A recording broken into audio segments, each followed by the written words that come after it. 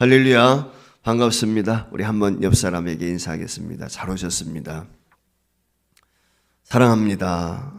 하나님께서 우리 특별히 새벽 기도에 이처럼 새벽을 깨우는 여러분들에게 크신 위로와 은총을 베풀어 주시고 무엇보다도 우리 주님 만나시는 그런 은혜와 복이 있었으면 좋겠습니다. 첫날 하나님께서는 우리로 하여금 소원의 기도를 기뻐하신다고 제가 말씀을 드렸어요.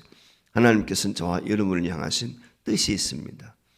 이루어 주신 계시하신 것도 있고 앞으로도 저와 여러분들에게 계시하시고자 하는 놀라운 뜻도 있고, 그런데 그 하나님이 우리에게 주신 소망, 그래서 우리 하나님을 이야기할 때 소원의 하나님이다 이렇게 이야기하는데, 아무쪼록 저와 여러분들에게 주신 하나님의 소원, 하나님께서 우리에게 주신 소원들이 성취되어질 수 있는 은혜와 복이 있기를 근본 기도를 통해서 주의 이름으로 축복합니다. 아울러 어제는 치유의 하나님에 대해서 말씀을 드렸습니다. 우리 하나님은 여호와 라파의 하나님이십니다. 각종 질고와 질병, 크고 작은 문제들이 해결받는 근본 기도회가 되시길 바라고, 지속적으로 저 여러분이 살아가는 동안에 어떤 문제 앞에 직면한다 할지라도 하나님께서 치유의 역사를 베풀어 주시기를 주의 이름으로 축원을 드립니다. 그런데 하나님께서 우리에게 이처럼 소원이 있고 또 치유가 이루어지기를 소망하지만 중요한 것은 우리 믿음인 것입니다. 우리가 어떤 마음을 가지고 어떤 자세로 하나님 앞에 기도하는가, 이게 굉장히 중요하다고 생각합니다. 그래서 오늘은 마음의 기도라고 하는 제목을 가지고 함께 말씀을 나누려고 합니다.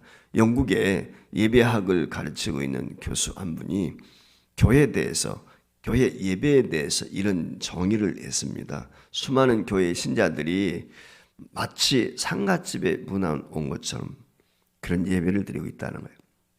그러니까 하나님의 교회에 나와가지고 감격과 기쁨이 있어야 되는데, 예배 드리는데 상갓집에 나와 있는 거죠. 엄숙한 면, 어떻게 보면 엄숙한 건 좋을 수도 있겠지만 오늘 여기서 이야기하고 있는 것은 좀 경직돼 있는, 감격이 없는, 기쁨이 없는 예배, 그걸 지금 이야기하고 있는 것이거든요.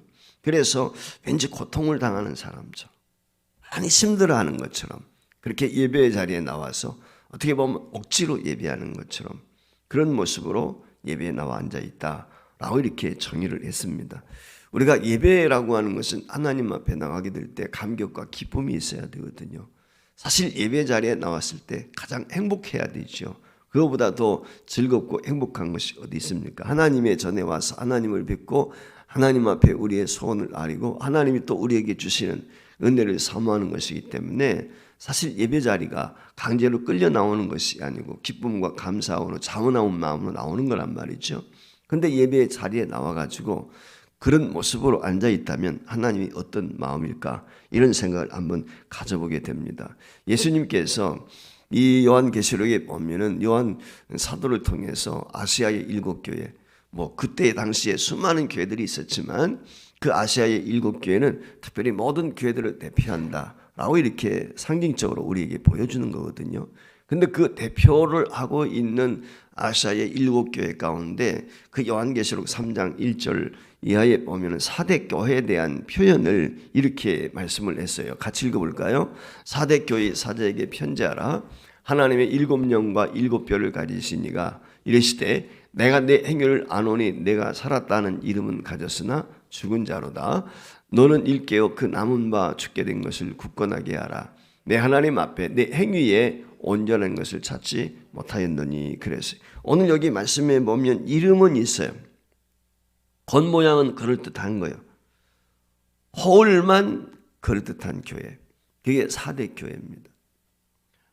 몇 년 전에 제가 목 상태가 좋지 않았을 때 우리 조병수 교수님이 오셔서 한 달 동안 말씀을 전해 주셨는데, 그 조 교수님하고 한 번은 이 동아마을인가 그쪽에 그 차이나타운 그쪽인 것 같은데 공갈빵이라는 걸 한번 사드린 적이 있어요. 공갈빵 얘기를 하셔서 모시고 갔는데, 그 공갈빵 여러분들 어떻습니까? 참 크고 보기 좋죠. 근데 깨보면은 속이 텅텅 비어 있어요. 그거 조금 모아놓으니까 얼마 되지도 않아요.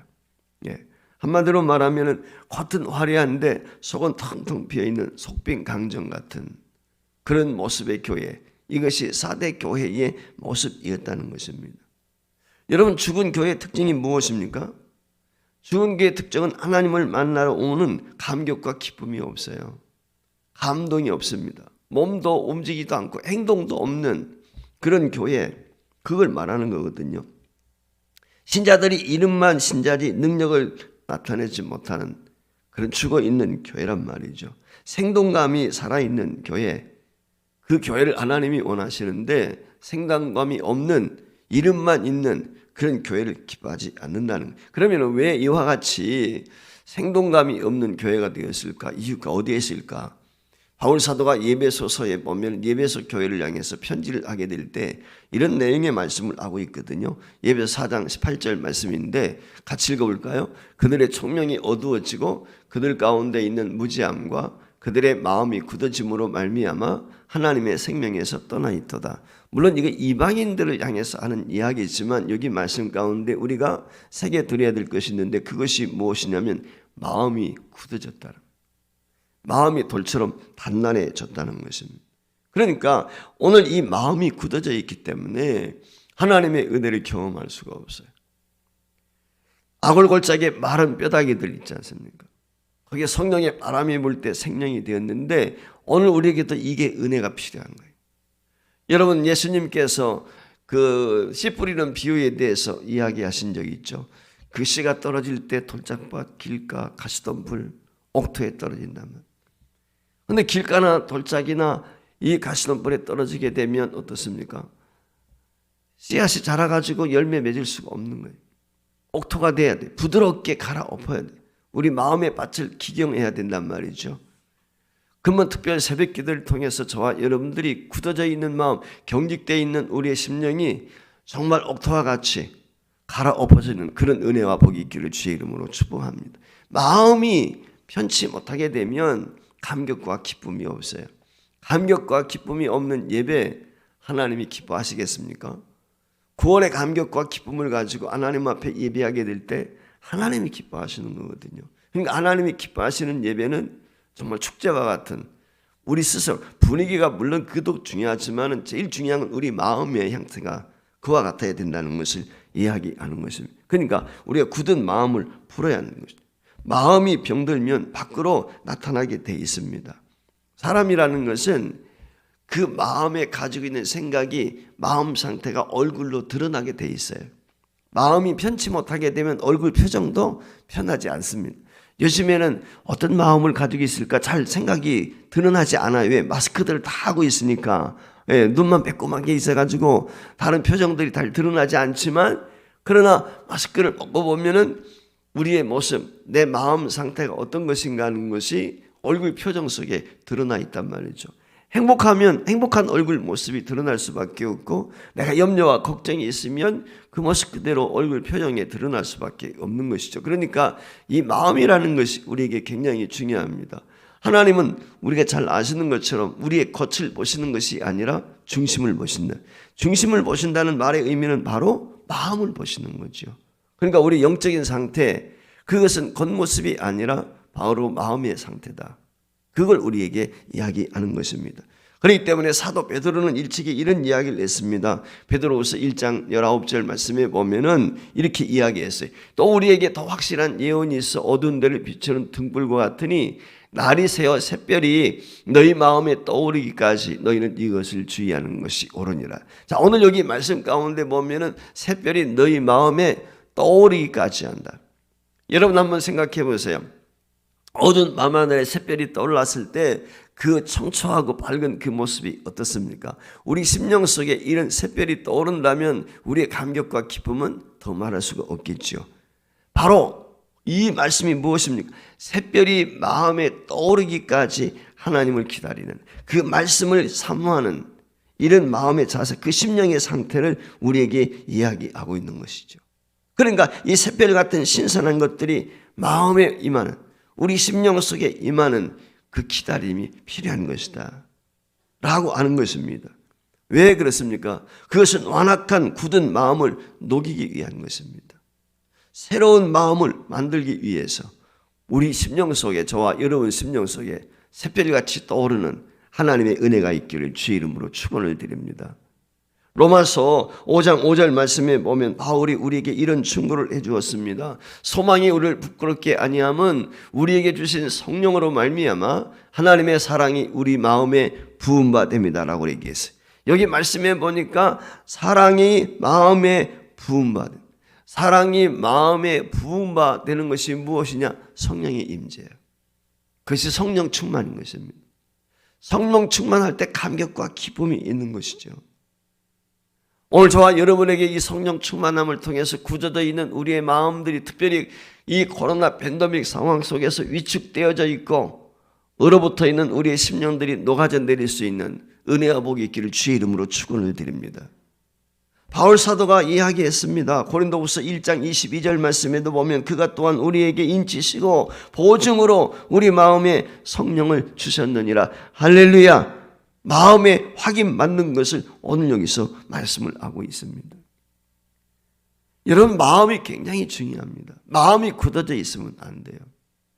여러분, 암이 무엇입니까? 암은 굳어지는 거예요. 굳어지는. 우리가 간경화 이야기하지 않습니까? 간이 굳어지는 거거든요. 간이 굳어지면 어떻게 돼요? 간 기능 제대로 역할을 못하게 되니까 죽을 수밖에 없죠. 동맥경화, 그게 무엇입니까? 동맥경화라는 말의 의미도 마찬가지. 핏줄이 단단해지는 거예요. 이물질이 끼면서 단단해지니까 혈액순환이 제대로 안 되는 거지요. 그래서 어느 지점에 가서 터지게 되고 그래서 세상을 떠나는 거거든요. 그러니까 이 굳어진다는 것이 별로 좋은 게 아니죠.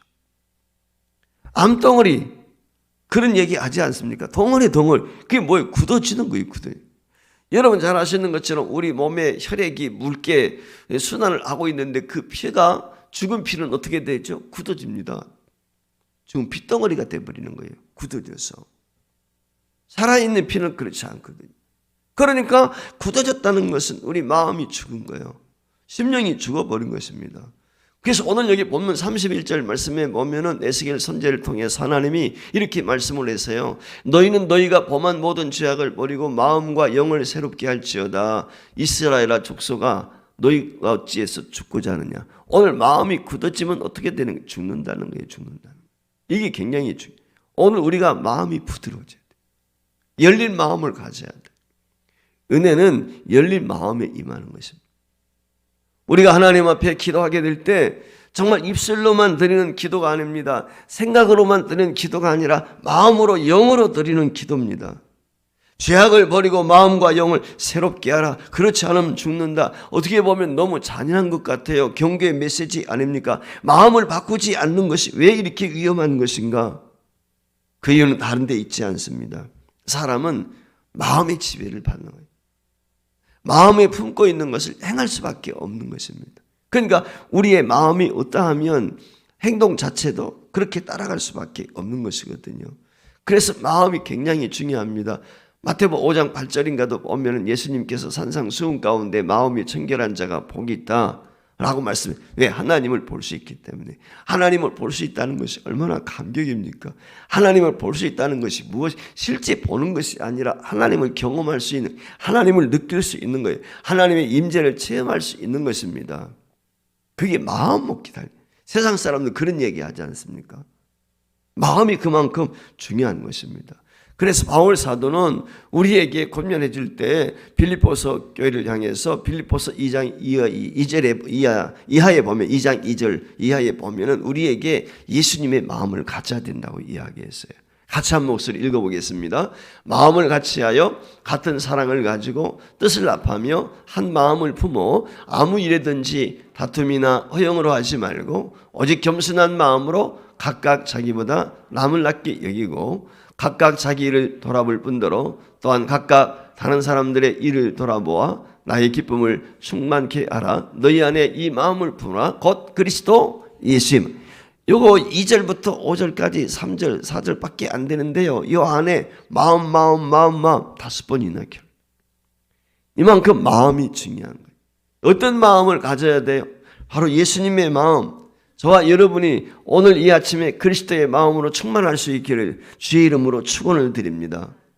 장 니콜라 그로우라고 하는 분이 이런 얘기를 했어요. 같이 한번 다시 읽어봐요. 시작. 기도하는 것은 바로 마음이고 하나님께서 귀를 기울이시는 것은 바로 마음의 소리이며 하나님께서 응답하시는 것도 마음이다. 그러니까 이 마음이 얼마나 중요한지 몰라요. 마음이라고 하는 것은 우리의 중심이거든요. 그 마음을 다해서 하나님 앞에 마음을 다한다는 것은 전심으로 마음 심자를 쓰잖아요. 온전 전자에다가 전심할 때 마음을 다해서 이게 마음이지. 손이 가고 발이 가는 것도 중요하지만 그보다 더 중요한 건 마음이 움직여. 그러니까 하나님이 우리에게 말씀하고 있는 것은 마음을 움직이는 기도. 우리가 기도할 때 그렇지 않습니까? 내가 감동이 되어서 기도할 때가 있거든. 내 마음이 통해서. 어떤 때는 형식적인 기도가 될 때가 있어요. 입술만의 기도. 뿐만 아니고 그런 경우 있지 않습니까? 누군가 기도하는데 그 기도가 감동이 될 때가 있어요. 미사 오후가 뭐 아름답고 천사와 같은 말을 해서가 아니라 중요한 건 뭐냐면 그 기도자가 진짜 마음으로 기도. 은혜가 받아서 은혜 받은 은혜자의 기도는 다르다. 그러니까 성령의 감동하심을 받아서 기도. 아무리 멋지게 기도할 때 단어를 나에다 놓아도 감동이 없는 기도가 있어요. 그냥 귓가에만 들리는 마음에 옮지 않는, 내 마음에 와닿지 않는 거죠. 오늘 우리가 마음을 움직이는 기도가 중요한 것입니다. 하나님께서 오늘 약속하신 것처럼 하나님께서도 응답하실 때 그 마음이 오늘 저와 여러분이 어떤 마음의 상태를 가지고 있느냐. 그래서 우리가 하나님 앞에 기도하게 될 때 하나님 내가 사랑할 수 있는 마음을 내게 주옵소서. 내가 용납할 수 있는 마음의 소유자가 되게 해주세요. 내가 이해할 수 있는 마음의 소유자가 되세요. 이게 굉장히 중요해요. 이 마음의 소유자 어떤 마음이 가지고 있는 이게 중요한 것이에요. 마음이 뜨거우면요 오늘 우리가 뜨거운 사랑을 할 수 있어요. 우리의 마음에 불이 붙으면 봉사하는데도요 불같이 봉사할 수 있어요. 마음이 뜨거워야 돼. 여러분 조금 전에도 말씀을 드렸지만 암은요 우리 체온이 1도만 올라가도 암세포가 다 죽는데요. 암세포가 우리 체온 36.5도에서 1도만 더 올라가도 암세포가 죽는다. 우리가 흔히 암 환자들 치료할 때 뭐 방사선 치료 같은 거 하지 않습니까? 방사선이 뭡니까? 열이지 열. 그렇지 않습니까? 뜨거움 아니겠습니까? 한마디로 오늘 태우는 거예요.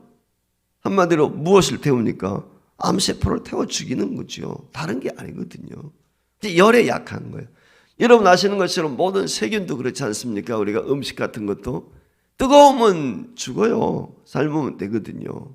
근데 미지근하면 어떻게 돼요? 이게 음식이 부패하고 상한단 말이죠. 오늘 우리 신앙도 마찬가지예요. 미지근한 신앙은 병들게 돼 있어요. 여름에 닭이 병들면 말이죠. 꼬박꼬박 쪼는 것처럼 우리 영혼이 뜨거워져요. 영적으로 깨어 있어야 되는 것이에요. 이 마음이 중요합니다. 마음이 병들면 삶도 병들게 돼 있어요. 마음이 병들면 모든 매사가 귀찮아요. 그렇지 않습니까? 그러니까 마음이 복잡하면 제대로 일을 할 수가 없습니다.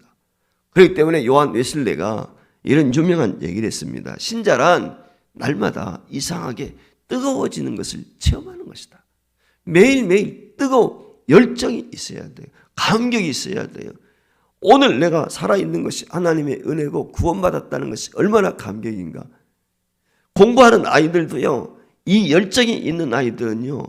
배고픈 줄도 모르고 공부합니다. 밥 먹으라 하는데도 안 들려요. 여러분 그런 경험 없어요? 뭐 내가 열심히 어떤 거 할 때 거기에 빠지게 되면요.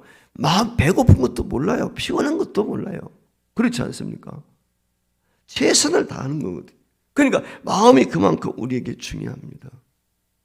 리차드 포스터라고 하는 기도라고 하는 책을 쓴 유명한 분이 계세요. 이분이 하신 말씀이 있는데 아주 한번 같이 읽어볼까요? 입술의 기도, 지성의 기도, 마음의 기도 단계이다. 그 중에서 마음의 기도는 성령께서 하시는 기도다. 기도에도 단계가 있단 말이에요. 입술만 달싹달싹하나. 지성, 멋지게 단어를 미사오글을 쓰고 그렇지 않습니까? 듣기 좋은 기도 한마디로 말하면. 그런데 마음에서 우러나오는 기도. 이 마음의 기도. 이 마음의 기도는 성령께서 하시는 기도다. 영으로 기도하는 거예요. 찬양도 입술만의 찬양이 있고 영으로 하는 찬양이 있고. 그러니까 영으로 찬양할 때 감격이 있어요. 노래를 잘했느냐 못했느냐, 박자가 잘 맞았느냐 안 맞았느냐, 물론 그것도 중요해요. 근데 그보다 더 중요한 건 그 속에 영감이다. 영감.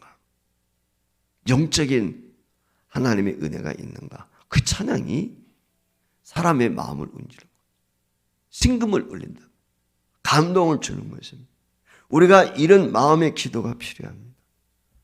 코로나 팬데믹 상황에서 우리가 지쳐 있고 힘들어 있고 마음이 굳어져 있고 답답함이 우리에게 있습니다.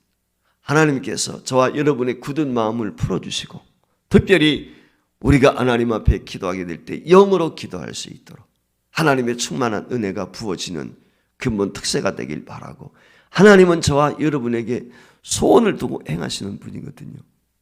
그 소원이 하나님께서 이루어질 수 있도록 하나님의 역사 가운데 응답되어질 수 있도록 여호와 라파의 하나님, 특별히 치유의 하나님이시기 때문에 그분이 우리 굳은 마음도 치유해 주시고 우리의 연약한 것들도 도만해 주시고 새로운 힘과 능력과 권능을 주시어서 정말 마음으로 영으로 기도를 회복할 수 있는 근본 특세가 될 수 있기를 주의 이름으로 축원을 드립니다. 기도 응답에서 최고의 응답은 무엇일까요?